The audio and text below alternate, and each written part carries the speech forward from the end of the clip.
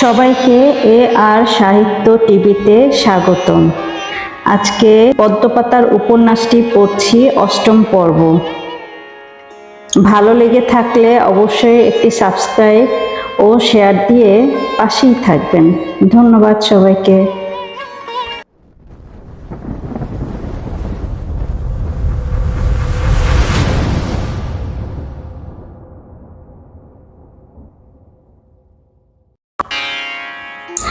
আইজা হলের লাইব্রেরিয়ান শুক্লাদির কাছে গিয়ে বসেছে। শুক্লাদিকে সে বলছে যদি তার মেয়ের ফিজিক্সে কোনো সমস্যা থাকে তবে সে তাকে বিষয়টি এমনিতেই পড়াবে। তার কোনো টাকা পয়সার প্রয়োজন হবে না। তার পরিবারে পয়সার কোনো অভাব নেই। দিদিমণি, আমার মেয়েটাকে সপ্তাহে কমপক্ষে 3টা দিন ফিজিক্স দেখাতে হবে। ও ফিজিক্সে খুব সমস্যা। আমি ওকে হলে নিয়ে আসব? শুক্লাদি, আপনার মেয়েটার জন্য মায়া লাগে, কি মিষ্টি করে হাসে। আমি সপ্তাহে 3 দিন ওকে দেখাবো, বাসায় গিয়েই দেখাবো। দেখবেন আপনার মেয়েটা অনেক ভালো করবে। ছেলেটা 3টা বিষয় পড়ানোর সময় পায় না দিদিমণি, তার বুয়েটে ঘন ঘন পরীক্ষা থাকে। শুক্লাদি, চিন্তা করবেন না, ওকে ফিজিক্সটা আমি পড়াবো। কাল অরুণাকে বিকেলে হলে নিয়ে আসেন, আমি ওর সঙ্গে কথা বলে সময় ঠিক করে নিব। দিদিমণি কাল বিকেলে কাব্যপোলাটা পড়াতে আসবে। তাহলে ওকে পরশুদিন হলে নিয়ে আসবেন? পরশুদিন আসতে পারবে। আপনি নিচে আসবেন? না, আমি অরুণাকে আপনার রুমে নিয়ে আসব। আমার রুমে নিয়ে আসলেই ভালো হয়। আমার রুমে বসেই ঠান্ডা মাথায় ওর সঙ্গে কথা বলবো। ঠিক আছে দিদিমণি। কয়টায় আনবো দিদিমণি? 4টায় আসতে বলবেন। পারবে না? 4টায় পারবে। ওর তখন কোনো কাম নাই। ঠিক আছে শুক্লাদি। আচ্ছা দিদিমণি। শুক্লাদির কাছ থেকে খুশি মনে উঠে যায় সে। রুমে গিয়ে টেপ রেকর্ডারে ছেড়ে মিষ্টি 2টি নজরুল সঙ্গীত শোনে। একটু পর আবার 2টি রবীন্দ্রসঙ্গীত শোনার জন্য টেপ রেকর্ডারে ক্যাসেট ভরে। এমন সময় ঝুমুর রুমে ঢোকে। সে বলে, আইজা, তোর কি হয়েছে রে? কেন রে, কি হয়েছে? তুই নাকি কাউকে চিনতে পারছিস না? কে বলেছে? আমার এলাকার মেয়েটি বলেছে। ও বান্ধবী। আমি সেদিন ঘুমে টাল ছিলাম রে, কেমন যেন লাগছিল, কিছুই বুঝতে পারিনি।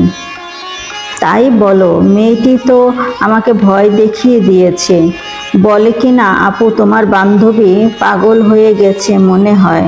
তুমি দেখো, আমি আবার গত 4 দিন বাড়ি থাকলাম, পরের 5 দিন তোর সঙ্গেই কথাই বলতে পারিনি। বুঝিস তো, এখন আবার বোনকে নিয়ে ব্যস্ত। আপু এখন কেমন আছে রে? ভালো, খুব ভালো আছে। বাবুও ভালো আছে রে। দুলাভাই খুশি হয়েছে অনেক, তাই না? দুলাভাই যা খুশি হয়েছে বলে শেষ করা যাবে না। ওদের বংশে ছেলে কম, সবার মেয়ে হয়। বলা চলে বাড়ি ছেলে শূন্য। বলিস কি? হ্যাঁ, আমার দুলাভাইয়ের বড় 2 ভাই আছে, প্রত্যেকের 3টি করে মেয়ে, কারো ছেলে নেই। তার বড় আপুর 2 মেয়ে। আপুর ছেলে হওয়াতে বাড়ির সবাই কি যে খুশি, তুই দেখলে কি বলবি। দারুণ তো, আপু তো বেশ লাকি। অবশ্যই, আমার আপু সবসময় লাকি। আপুর ভাগ্যটা বড়ই ভালো। প্রেম করে বিয়ে করেছে, শ্বশুর শাশুড়ি অনেক আদর করে। কাল বিকেলে তুই আমার সঙ্গে হাসপাতালে চলিস। আমি আগামীকাল সন্ধ্যার পরে যাব। তুই আগে চলে যাস, তারপর আমি যাব। আমি তো এখনই যাব। আমার এই সপ্তাহ পুরা আপুর সঙ্গে থাকতে হবে। হাসপাতাল ভয়ঙ্কর জায়গা রে, বেবি হারায়। কি বলিস, প্রাইভেট হাসপাতালেও? হ্যাঁ, খুব সতর্ক থাকতে হয়। যা, তুই এখনই চলে যা। যাব, গোসলটা করব, তারপর একটু ঘুমাবো। গোসল আর ঘুমানোর জন্য হলে এসেছি। সারাক্ষণ মেহমান আসতেই আছে, বিরক্ত লাগে। আর না করা যায় না। পিচ্চি 3টি স্বর্ণের জিনিস পেয়েছে, 20,000 টাকা পেয়েছে। কি সৌভাগ্য নিয়ে জন্ম নিয়েছে দেখেছিস? সত্যি তো, এমন ভাগ্য তো সব শিশুর হয় না। যা, তুই গোসল করে ঘুমিয়ে যা। হ্যাঁ, যাচ্ছি। ঝুমুর গোসল করতে যায়। আইজা বই নিয়ে একটু পড়তে বসে। ঘন্টা 4 গভীর মনোযোগ সহকারে পড়ে। রাতের খাবার আগেই খেয়ে সকাল সকাল ঘুমিয়ে পড়ে সে নিজেও।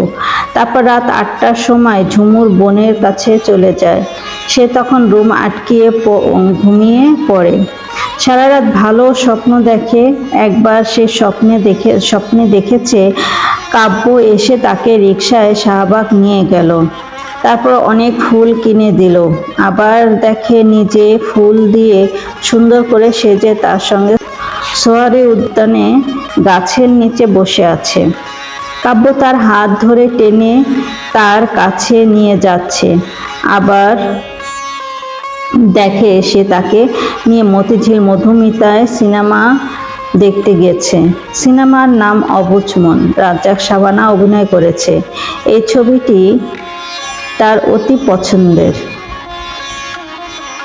কতবার যে সে হলে গিয়ে এই সিনেমা দেখেছে তা হিসাব করা যাবে না। ছোট বয়স থেকেই প্রেম জিনিসটা তার কাছে খুব মিষ্টি লাগে। তার একান্ত ইচ্ছে সে প্রেম করে বিয়ে বসবে। স্বামী তাকে প্রাণ দিয়ে ভালোবাসবে, সেও তার স্বামীকে একান্তভাবে ভালোবাসবে। এইভাবেই জীবনের রসায়ন সাজিয়ে রেখেছে সে। সারা রাত ঘুমিয়ে ফজরের আজানের সময় সে স্বপ্ন দেখছে ধলেশ্বরী নদী থেকে ঝড় উঠেছে, নদীবক্ষের নৌকাগুলো উড়িয়ে জমিনে এনেছে। মানুষ এদিক ওদিক দৌড়দৌড়ি করছে, সেও দৌড়াচ্ছে, কাব্যও দৌড়াচ্ছে। এমন সময় ঘুম ভেঙে যায়।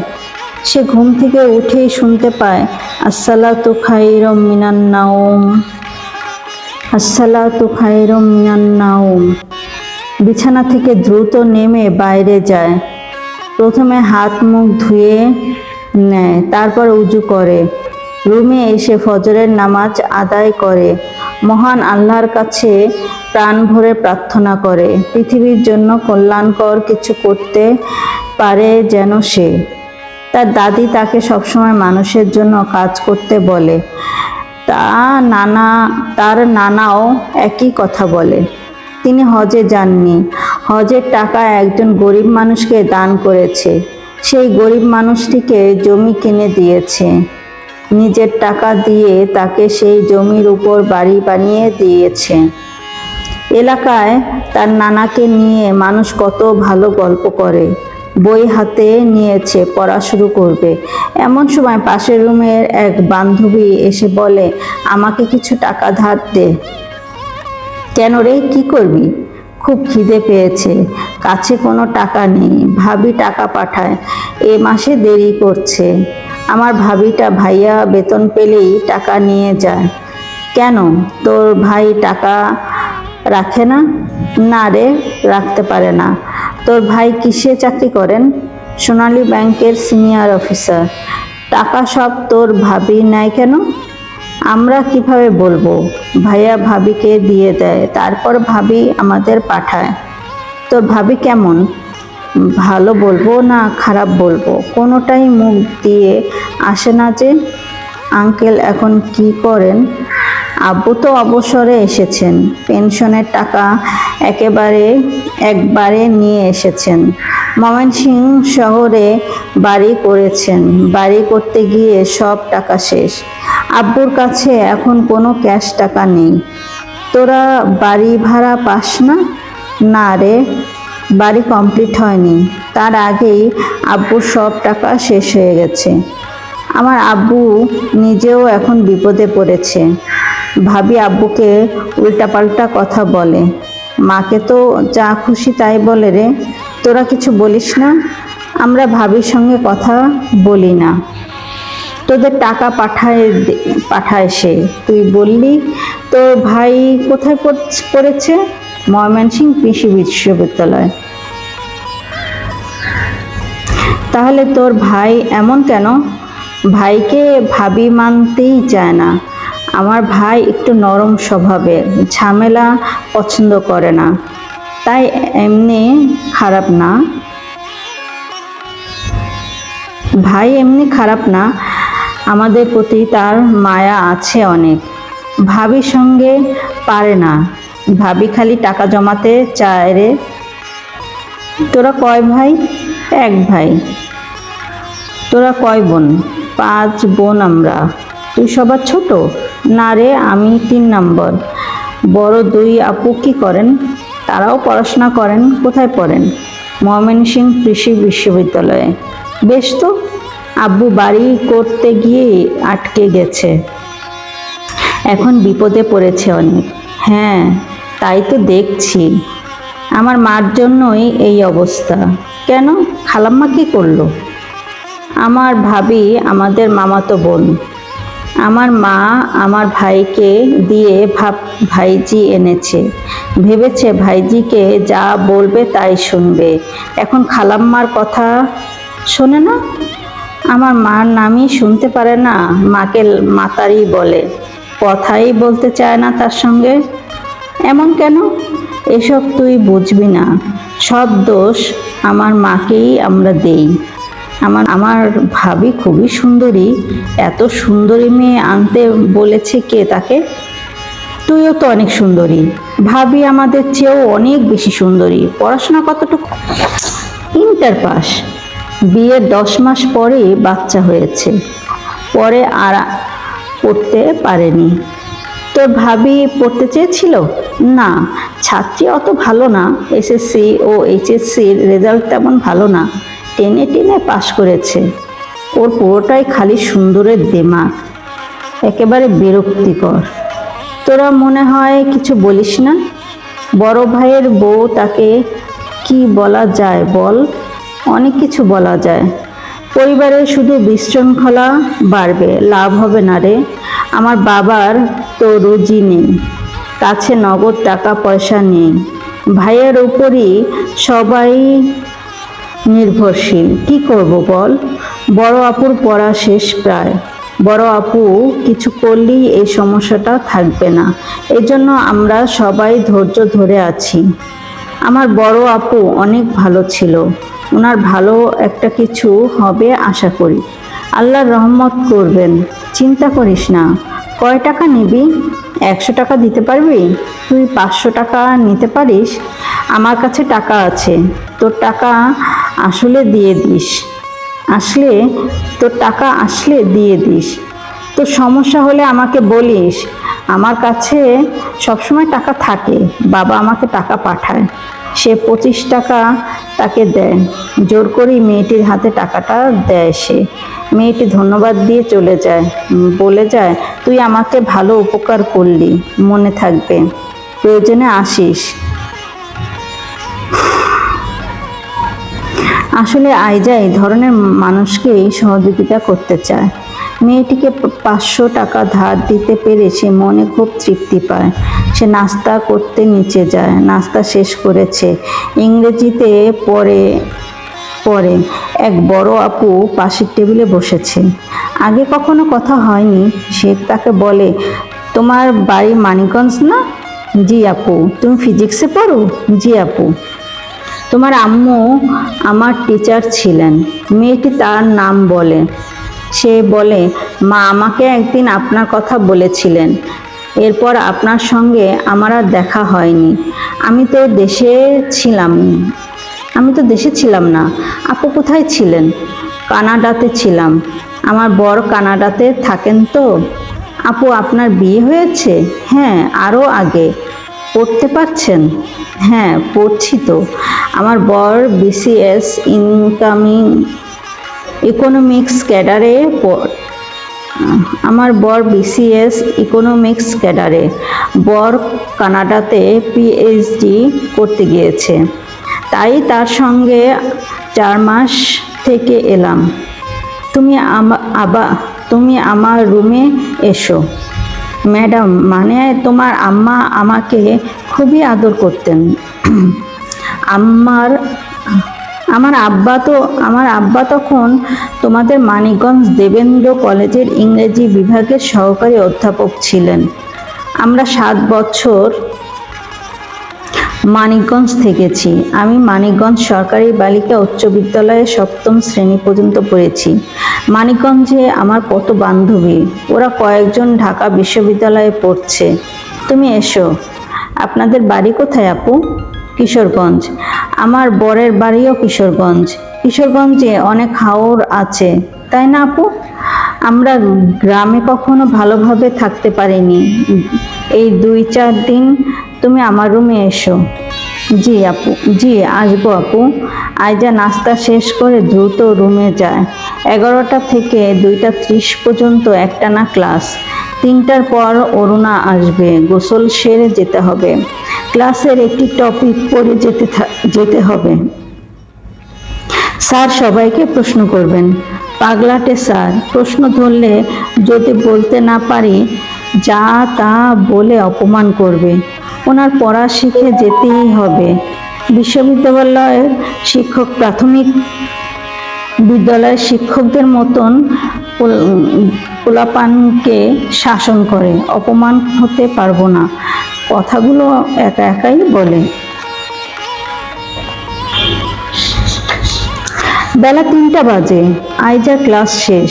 এইমাত্র হলের রুমে এসেছে। ক্লাসের বিরতির ফাঁকে কার্জন হলেই দুপুরের খাবার খেয়েছে। তারপরও ভীষণ ক্লান্ত লাগছে। সে একটুকুর জন্য চোখ বন্ধ করেছে। অমনি চোখে ঘুম এসে পড়েছে। স্বপ্নে তার পাশে এসে বসেছে কাব্য চৌধুরী। কাব্য বলছে, তুমি কেমন করে আমার কাছের থেকে দূরে রয়েছো? তুমি এত নিষ্ঠুর কেন? আমি সারাক্ষণ তোমাকেই ভাবি। আমার শয়নে স্বপনে তুমি, মনের মধ্যে সর্বদা তুমি। চলো দুজন বেরিয়ে পড়ি। তোমার গ্রামের ওই ছেলেটাকে তুমি বিয়ে করতে চাও? না না, কে বলেছে? হ্যাঁ, তুমি ওই পশুর ডাক্তারকেই বিয়ে করবে, আমি জানি। এসব কি বলছো তুমি? ঠিকই বলছি। তুমি বসো, আমি টিএসসি থেকে তোমার জন্য চিকেন কাটলেট নিয়ে আসি। তুমি তো চিকেন কাটলেট পছন্দ করো, তা আমি জানি। তুমি একটু বসো। ঠিক আছে, দেরি করো না কিন্তু। না, দেরি হবে না। আইজা বসে আছে। একটু পর রুম ঠকঠক করছে। আইজার ঘুম ভেঙে যায়। দরজা খুলে দেখে শুক্লাদি তার মেয়ে অরুণাকে নিয়ে দাঁড়িয়ে আছে। আসেন শুক্লাদি, বসেন। না দিদিমণি, আমি বসতে পারবো না। হাউস টিউটর এসেছেন। অরুণার সঙ্গে তুমি কথা বলো। কথা শেষ হলে ওকে একটু নিচে পাঠিয়ে দিও। আমি নিচে যাই দিদিমণি। আচ্ছা শুক্লাদি। অরুণার সঙ্গে কথা শেষ হলে ওকে নিচে পাঠিয়ে দিও দিদিমণি। তুমিও এসো। আমরা পেঁয়াজ মরিচ দিয়ে ছোলা সিদ্ধ মাখাবো, একটু খাবে? অন্যদিন খাবো শুক্লাদি। অরুণার সঙ্গে কথা বলে সে। প্রথমে বুয়েটের যে ছেলেটা তাকে পড়ায় তার সম্পর্কে বিস্তারিত জেনে নেয় আইজা। শিক্ষকের নাম কাব্য চৌধুরী। সে বুয়েটের মেকানিক্যাল ইঞ্জিনিয়ারিং এ পড়ে। তিতুমির হলের 208 নং কক্ষে থাকে। তার গ্রামের বাড়ি তেঁতুলিয়া। সব জানার পর সপ্তাহে কয়দিন সে পড়ায় তা জিজ্ঞেস করে। বারগুলো জেনে নেয়। ওই টিচারের সঙ্গে টাইম মিলিয়ে সে পড়ানোর ঢেউ ঠিক করে। ছেলেটি 3 দিন পড়ায়, শনি, সোমবার ও বৃহস্পতিবার।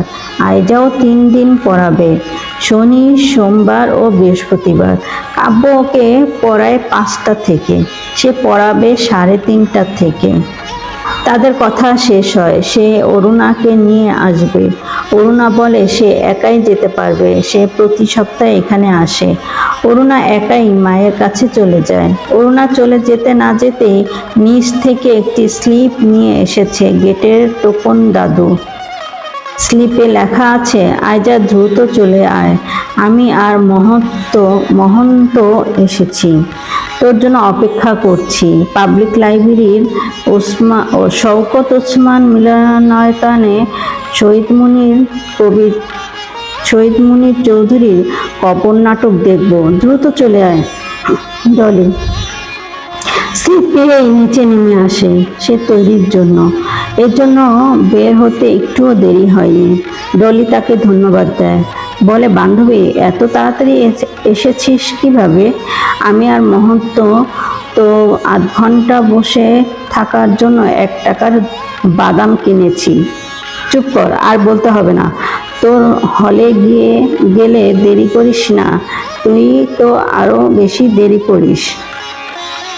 ঝগড়া বাদে দে, চল আস্তে আস্তে হাঁটি। মহন্ত বলে, এত আগে গিয়ে কি করবি? কেন, ওখানে বসে কথা বলবো। চল চারুকলার ভিতরে হাঁটবো। ঠিক আছে চল, আইজা বলে সবাই চারুকলার ভিতরে যায়। বকুলতলায় গিয়ে আইজা দেখে কাব্য চৌধুরী ও তার সেই বন্ধু বসে কথা বলছে। কাব্য চৌধুরী আইজাকে হাত ইশারা করে, মুখে বলে, এখানে আসুন। আইজা হেসে দেয়। কাব্য নিজেই তাদের কাছে আসে। ডলি ও মহন্ত কাব্যকে চিনে না। বকুলতলা ঘেঁষেই 4 জন দাঁড়িয়ে কথা বলে। 20 মিনিট পর কাব্য তার বন্ধুর কাছে যায়। চারুকলা থেকে 2 বন্ধু বেরিয়ে যায়। 10 মিনিট পর ডলিরা পাবলিক লাইব্রেরিতে যায়। টিকিট কেটে ভিতরে গিয়ে বসে। আইজা তাকিয়ে দেখে তার বাম পাশে কাব্য চৌধুরী বসা রয়েছে। দুজনেই হেসে দেয়। সে চেয়ে দেখে তার ওড়না কাব্য চৌধুরীর ডান হাতের উপরে পড়েছে। সে বলে, ভাইয়া দুঃখিত, ওড়না আমাকে ভালোবাসতে এসেছে। আপনি কিছু মনে করেননি তো? মুখে হাসি থামাতে পারে না সে। কিছুটা লজ্জাও পায়। ভাবে, দারুণ প্রাণ জুড়ানো পুরুষ কণ্ঠ। শহীদ মিনারে আগেও তার কণ্ঠ শুনেছিল সে। কবর নাটকের অভিনেতা অভিনেত্রীতে ডায়লগ চলছে। আইজার কানে শুধু 2টি ডায়লগ বাজছে। ওড়না আমাকে ভালোবাসতে এসেছে। আপনি কিছু মনে করেননি তো? মাঝে মাঝে ডলি তাকে ধাক্কা দেয়। সেখানে মিছি তাল মিলায় সে। নাটক শেষ হয়, সবাই বের হয়। বের হওয়ার সময় কাব্য চৌধুরী আইজাকে সিকিউরিটির মতন পাহারা দিতে দিতে বাইরে নিয়ে আসেন। আইজা ভারী খুশি হয়। যাওয়ার সময় বলে, ভালো থাকবেন, দেখা হবে। এ কথা বলে বন্ধুর হাত ধরে পাবলিক লাইব্রেরির বাইরে যায়। বাইরে গিয়েই রিকশায় উঠে চলে যায়।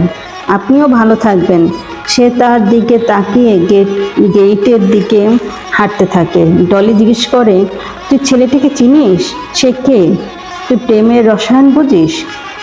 হ্যাঁ, আমি চিনি, ফিজিক্সে পড়ি, কাজেই প্রেমের রসায়ন বুঝতে পারি না। প্রেমের রসায়ন আলাদা। যাক, ওর নাম কি করে? ওর নাম কাব্য চৌধুরী, বুয়েটে পড়ে। বাবা, কিভাবে চিনিস? চিনি রে, ভালোভাবেই চিনি। সম্পর্ক হয়েছে নাকি? কি বলিস? এমনি চিনি। আমাকে বলা যাবে না? আমি তাকে তো তুই যেভাবে বলিস সেভাবে চিনি না। মিথ্যা বলছিস। তুই আমাদের বকুলতলায় নিয়েছিস, আবার ছেলেটি তোর পাশে বসেছে। তুই ওর সঙ্গে কথাও বলেছিস। তুই কি মনে করিস আমি কিছুই খেয়াল করিনি? বের হওয়ার সময় দেখলাম ছেলেটি যেন তোর ডিফেন্স। আবার কথা বলছিস। সাবাস, চালিয়ে যাও। দেখিস প্রেম ভাঙার ফাঁদে পড়িস না যেন। তখন আবার আমাদের প্রয়োজন হবে। তোরা ঢাকা বিশ্ববিদ্যালয়ের মেয়েরা বুয়েটের ছেলেদের নাম শুনলে তো পারিস কাপড় খুলে দৌড় দিস। ওরা কিন্তু তোদের জন্য এতটা বেহুশ থাকে না।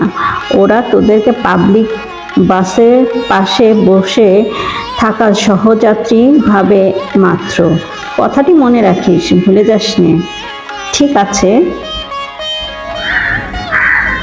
তুই এভাবে কথা বলিস কেন? সম্পর্ক হয়নি তো, হলে ভালো, না হলে আরো ভালো। আমার কথাগুলো মনে রাখিস। কথা বলতে বলতে হলের কাছাকাছি চলে আসে। যার যার হলে চলে যায়। আইজা হলে গিয়ে সারাক্ষণ বসে কাব্য চৌধুরীর কথা ভাবতে থাকে। ডলি ও মহন্ত কি বলল না বলল সেসব কথায় কোনো খেয়াল নাই। টায় রাত কেটে যায়। সারা রাত চোখে ঘুম নেই। বই খুলে বসে আছে, পড়া হচ্ছে না একটু। পরীক্ষা আছে সামনে, এভাবে সময় নষ্ট করা যাবে না, তা বুঝে সে। তারপরে কিছুই করার নেই তার। নিজের মনের উপরে নিজের নিয়ন্ত্রণ হারিয়ে ফেলেছে সে। অপরদিকে কাব্য চৌধুরী পাবলিক লাইব্রেরিতে কবর নাটক যতটা উপভোগ করেছে, তার চেয়ে বেশি উপভোগ করেছে পাশে বসা আইজা মেয়েটির অঙ্গভঙ্গি। মেয়েটিকে তার খুবই ভালো লাগে। বুয়েটে পড়া শেষ হয়ে যাচ্ছে, আর মাত্র কয়েক মাস আছে। তার খুব ইচ্ছে মনের মতো জীবনসঙ্গী জোগাড় করে বুয়েট থেকে পাশ করে বেরিয়ে যাবে। সে ভালো পড়াশোনা করেছে, পাশ করে চাকরি একটি পাবেই। সৃষ্টিকর্তার উপর